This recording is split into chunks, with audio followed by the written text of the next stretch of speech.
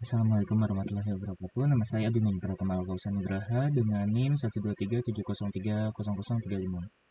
Di kesempatan kali ini saya akan mensimulasikan beberapa metode machine learning, yaitu klasifikasi sistem fisika. Nah, pertama-tama kita akan memulai dengan eh, klasifikasi dari dark matter dengan menggunakan metode SVM. Nah, di metode ini, kita pertama-tama akan import library terlebih dahulu. Kita menggunakan Pandas, Seaborn, kemudian Matplotlib, dan juga di sini ada sklearn juga. Di sini ada sklearn model selection, preprocessing, SVM, dan juga ada matrix. Nah, kemudian di sini kita akan membaca dataset yang telah kita buat dengan menggunakan SVM atau enggak menggunakan XLSX atau Excel. Di sini kita ambil untuk uh, file dari Excel-nya, yaitu data dark matter. Kita ambil path-nya di sini di bagian folder dark matter. Kemudian ini membaca filenya, dan kemudian ini nanti akan di print di terminal. Nah, selanjutnya di sini menyiapkan fitur X dan label Y, di mana untuk X ini yaitu komponen energi, ionisasi, dan durasi sinyal. Kemudian yang Y adalah dark matter atau noise-nya. Ini menggunakan datanya di sini ada komponen energi, ionisasi, dan durasi sinyal. Ini sesuai sama yang di uh, file dari Excel di sini. Ini ada komponen energi, ionisasi, dan durasi sinyal. Kemudian untuk yang Y-nya yaitu yang label. Yang label. Nah, kemudian di sini membagi data latih dan juga data uji.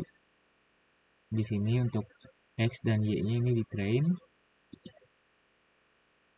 Kemudian di sini di menormalisasi fitur.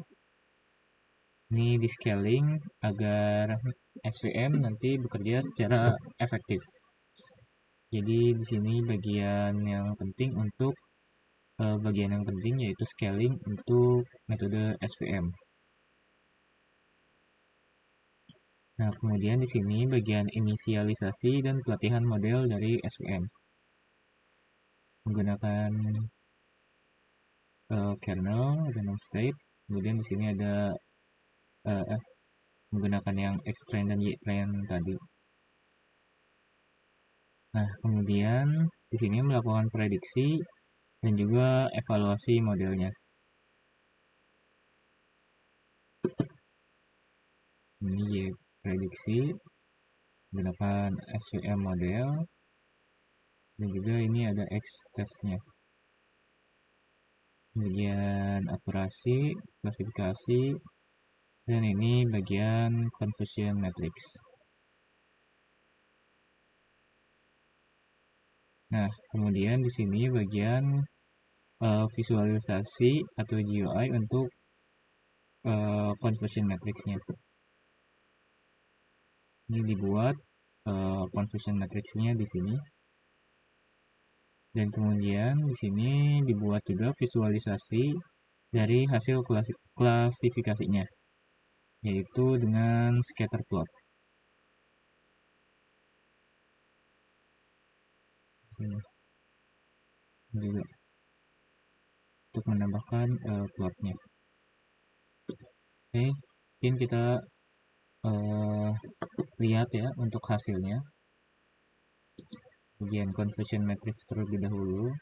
Ini didapatkan untuk dark matter-nya itu dapat 9, dan juga untuk noise-nya itu dapat 6. Kemudian di sini visualisasinya bisa dilihat potensi energi dan juga ionisasinya. Ini titik-titik.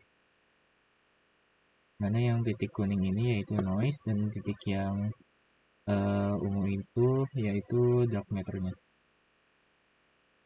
Dan juga ini di bagian terminalnya. Di sini ada kan data awalnya. Kemudian ini untuk hasil evaluasi modelnya. Dengan akurasi modelnya 100%. Di sini untuk precision, dark matter ini 1, ini 1. Kemudian macro average-nya 1 dan weight-nya juga 1. Untuk recall-nya juga sama. Advance score-nya juga sama. Seperti itu. Oke, kita lanjut ke bagian yang kedua, yaitu klasifikasi dari fase material menggunakan metode decision tree. Nah, sama seperti sebelumnya, kita di sini akan import library terlebih dahulu. Masih sama dengan yang sebelumnya. Kemudian di sini juga sama, membaca dataset, mengambil path dari folder fase material, di print untuk bagian datanya. Kemudian di sini menyisipkan fitur X dan label Y, ini sama, diambil dari Excel ini, data Excel ini. Kemudian di sini membagi data latih dan juga data uji. Ini test size-nya 0,3. Oke. Sebentar. Ada error di visual code-nya.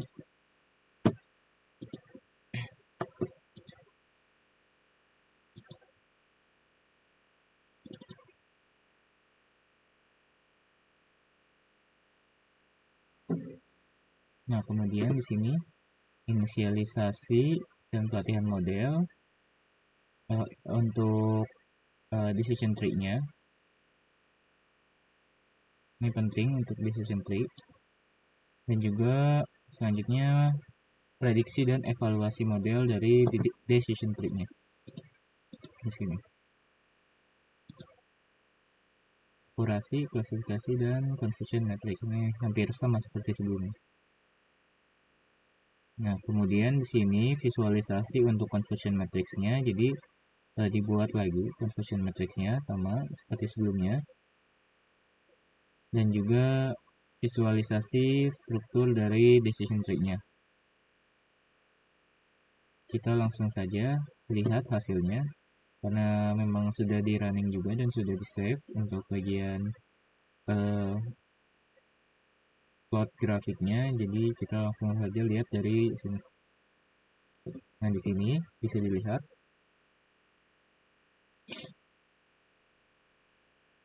nah, untuk yang warnanya gelap berarti itu cukup bagus seperti yang padat ini. Kemudian di sini ada yang cairnya juga, kemudian yang nilai aktual gasnya, nilai prediksinya. Kemudian kita lihat visualisasinya ini.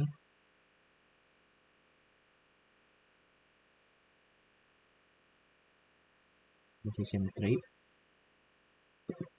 Dan juga di sini untuk terminalnya. Nah, yang ini laporan klasifikasinya. Dapatkan 1 semua karena akurasi modelnya juga 100%. Oke, baik, selanjutnya kita lanjut ke klasifikasi bintang menggunakan random forest. Ini juga sama seperti program-program sebelumnya.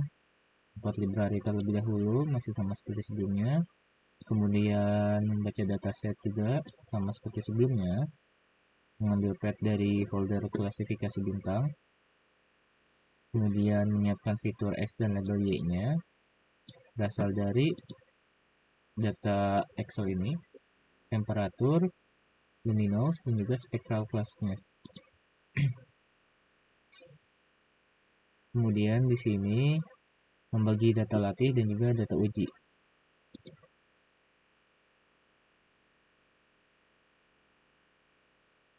ini. Dan juga menormalisasi fitur scalingnya. Ini penting untuk bagian random forest. Jadi untuk bagian X-nya yang sudah di train, jadi di scaling lagi. Dan juga di sini inisialisasi dan pelatihan model dari random forest itu sendiri. Ini menggunakan random forest model, random forest classifier dengan estimatornya 100 dan random state-nya 42. Kemudian di sini melatihnya atau trainingnya, random forest model, titik fit, ini X train scale dan Y train. Kemudian di sini melakukan prediksi dan juga evaluasi model. Mana di sini ada Y prediksi, akurasi, classification dan conversion matrix. Selanjutnya dilanjut ke visualisasi dari conversion matrix. Dibuatnya UI conversion matrix dan juga di sini dibuatnya visual hasil klasifikasinya atau scatter plot. Di sini semua. Di sini menambahkan legend bar,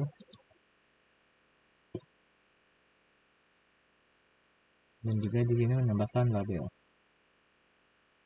Kita langsung saja lihat ke conversion matrixnya terlebih dahulu. Nah,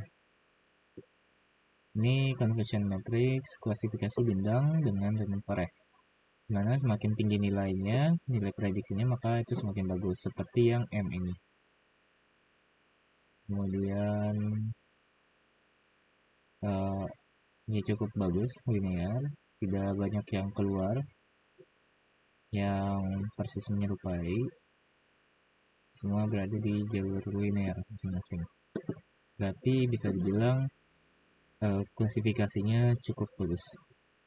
Kemudian di sini visualisasinya, ini visualisasi klasifikasi bintangnya berdasarkan suhu dan luminositas. Dimana semakin tinggi kelas spektralnya, semakin tinggi suhunya, maka semakin tinggi juga luminositas dari kelas spektralnya. Dan juga ini untuk hasil terminalnya. Ini laporan klasifikasinya. Untuk akurasi modelnya ini didapatkan 100%. Oke, kita lanjut ke klasifikasi berikutnya, yaitu klasifikasi gelombang menggunakan metode KNN. Nah, sama seperti sebelumnya, di sini ada import library dan juga membaca dataset, kemudian menyiapkan fitur X dan label Y, frekuensi, amplitude, dan durasi seperti di sini. Frekuensi, amplitude, durasi, kemudian di sini ada jenis peristiwanya untuk bagian Y-nya. Nah, kemudian di sini menguji data latih dan data uji dengan X train, X test, dan Y train, Y test. Kemudian di sini normalisasi fitur, ini untuk penting untuk KNN. Kurang lebih dilakukan scalar. Kemudian ini inisialisasi dan pelatihan model dari KNN. Setelah itu dilakukan prediksi dan evaluasi model. Ini ada akurasi, classification, dan conversion matrix seperti biasa. Nah, juga di sini dibuat bagian conversion matrix dan juga dibuat visual klasifikasi atau scatter plotnya. Kita langsung saja lihat ke bagian conversion matrixnya. Yang didapatkan nilai dari conversion matrix ini yang bagus, yaitu nilai dari supernova. Kemudian ada lubang hitam dan juga bintang neutron. Kita lihat ke visualisasi di sini. Visualisasi gelombang gravitasi, di mana ini frekuensi dengan amplitude.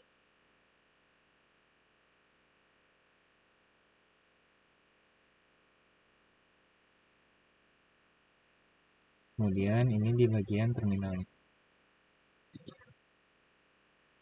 Gabungan bintang neutron, ada penggabungan bintang neutron, penggabungan lubang hitam, dan supernova.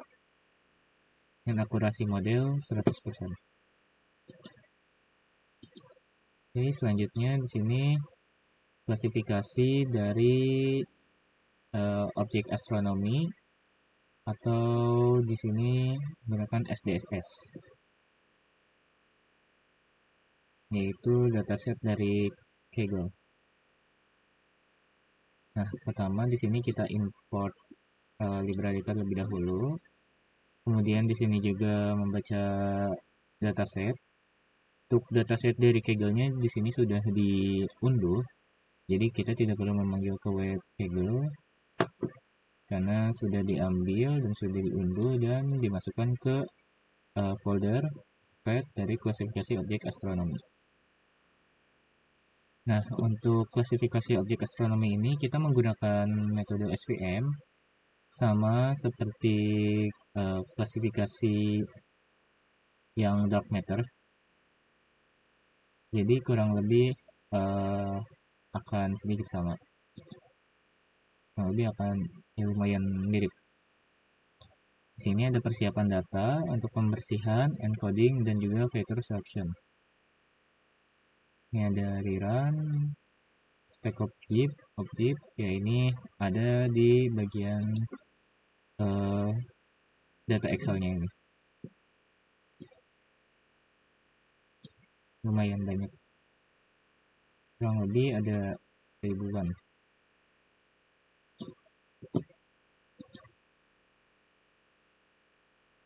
Kemudian ini dibagi dengan U, G, R, I, Z, dan shift. Ini memilih fitur magnitude-nya. Kemudian ini konversi fitur ke numerik dan juga menghapus baris nilai yang hilang di data. Dan juga ini ada encoding, mengubah label menjadi angka. Juga di sini X data vector call bagian ini untuk X, dan juga Y data class encoded. Yang ini. Kemudian membagi data latih dan juga data uji, X-train, X-test, Y-train, Y-test, dan juga melakukan scaling sama seperti sebelumnya, dan pelatihan model, dan juga melakukan prediksi evaluasi model, yang mana ada akurasi, klasifikasi, dan juga conversion matrix. Setelah itu dibuatkan visual dari conversion matrix-nya, dan juga dibuatkan visual PCA-nya atau grafik yang seperti titik-titik tadi. Kita langsung saja lihat conversion matrix-nya terlebih dahulu. Nah, di sini dapat dilihat untuk bagian yang galaksi, ini nilainya lumayan bagus, nilai prediksinya. Untuk nilai aktual di sini cukup, dan juga untuk star ini kurang lebih hasilnya lumayan juga. Kita lihat ke visualisasinya. Nah, ini untuk visualisasinya. Untuk prinsipal komponen, di ini yang ungu adalah galaksi, yang kuning adalah bintang, dan juga yang biru itu QSO-nya. Dan ini untuk terminalnya. Kita lihat di bagian sini saja. Untuk akurasi modelnya tidak begitu akurat, tetapi cukup lumayan, yaitu 96,57%. Dengan laporan klasifikasinya seperti ini. Oke. Selanjutnya kita ke bagian partikel baru. Ke bagian partikel baru. dimana untuk dataset ini kita mengambil dataset dari Kaggle juga, yang merupakan dataset dari CERN. Nah, untuk partikel baru ini, klasifikasi partikel baru, kita mencari menggunakan metode isolation forest. Sama seperti sebelumnya, ada import library dan juga membaca dataset. Nah, kemudian di sini ada persiapan datanya. Ini ada untuk yang X-nya ini ada transfer momentum, invariant massa, sudut keluruhan, sudut azimut, dan juga ada energi total. Ini dari data X-nya. Dan juga untuk Y-nya yaitu yang label. Nah, lanjut di sini normalisasi fitur atau scaling. Dan juga oke, baik, selanjutnya karena tadi ada kendala dari perekamannya, kita lanjut dari normalisasi fitur atau scaling. Kemudian di sini ada inisialisasi dan pelatihan model, yaitu model isolation forest khususnya. Kemudian di sini ada deteksi dan evaluasi anomali. Di sini untuk mendeteksi dan juga mengevaluasi anomalinya. Dan kemudian di sini dibuat confusion matrix, dan juga ini dibuat visualisasi distribusi dari square anomali. Kita mungkin langsung lihat saja ke confusion matrixnya. Nah, di sini bisa dilihat untuk bagian confusion matrix, di mana untuk anomali di sini terdapat lumayan banyak, yaitu ada 14. Dan juga untuk yang dikenal di sini hanya ada 1. Dan kebanyakan di sini offset, atau ini bisa disebut juga sebagai anomali. Seperti itu. Ini untuk yang bagian partikel baru menggunakan metode isolation forest. Dan di sini ada visualisasinya untuk grafik batangnya, di mana semakin kecil grafiknya maka ini semakin mirip anomalinya. Dan juga ini bagian terminalnya, evaluasi model isolation forest. Seperti itu. Oke, selanjutnya di sini kita akan mencoba melihat anomalinya khususnya. Di sini kita masih menggunakan isolation forest, hanya saja di sini kita akan melihat keluaran dari grafik atau plot yang memperlihatkan anomali di data ini. Itu data di elektron ini.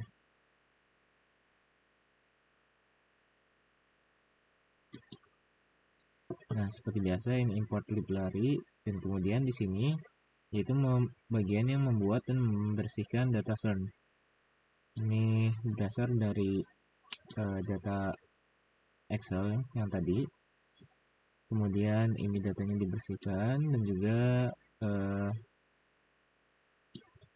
di sini pemilihan fiturnya. Kemudian di sini untuk scaling, dan kemudian di sini pelatihan model untuk deteksi anomalinya. Kemudian di sini bagian dari deteksi dan visualisasi hasil akhirnya, dimana ini nanti mencakup grafik dan juga visual dari anomalinya. Ini bisa kita langsung lihat saja di bagian grafik terlebih dahulu. Nah, ini untuk bagian grafiknya, ini yang X adalah skor anomali, yang Y adalah frekuensi, dimana semakin kecil si grafik batangnya maka anomalinya semakin besar juga. Kemudian di sini visualisasi untuk bagian grafik, mana energi elektron 1 dan juga energi elektron 2. Ini untuk energi elektron 1 di X, elektron 2 nya di Y. Karena yang biru ini adalah partikel normal, dan yang merah ini adalah partikel yang baru, atau bisa disebut juga ini anomali gitu. Dan ini untuk terminalnya, dimana dari total sampel yaitu 99.915, hampir mendekat 100.000, di mana memiliki jumlah anomali yang terdeteksi sekitar 1% dari 99,9 ribu, yaitu 1000, seperti itu. Oke, kita lanjut ke bagian prediksi massa dari partikel, di mana masih menggunakan data yang sama, yaitu data di elektron. Di sini kita seperti biasa import, bikin library terlebih dahulu. Kemudian di sini persiapan data, yaitu mengambil datanya atau ya data Excelnya dari folder prediksi massa dengan file di elektron. Kemudian di sini data dibersihkan. Kemudian di sini datanya dibagi, dilakukan scaling, kemudian dilakukan pelatihan model, dan di sini menghitung matriks pada pengujiannya. Nah, kemudian di sini ada menghitung cross validation-nya dengan yang 3 volt. Dan juga di sini ada konversi skor negatif MSE ke RMSE positif. Dan kemudian di sini adalah visualisasi dari scatter plot dan juga dari grafik. Ada distribusi error juga. Kita langsung lihat saja ke grafiknya terlebih dahulu. Nah, di sini untuk grafik distribusi error, di mana ini merupakan error prediksi. Dan juga ada scatter plot. Di sini lumayan banyak bagian yang birunya. Dan juga di sini ada prediksi sempurna, yaitu garis yang linear ke atas sini adalah prediksi sempurnanya. Ini adalah prediksi dengan nilai sebenarnya. Dan juga ini untuk terminalnya, didapatkan hasilnya seperti ini. Untuk neannya itu 6,21, seperti itu. Oke, mungkin cukup sekian yang bisa saya sampaikan dari simulasi klasifikasi dengan beberapa metode. Selebihnya mohon maaf bila ada kekurangan dalam penjelasan. Wassalamualaikum warahmatullahi wabarakatuh.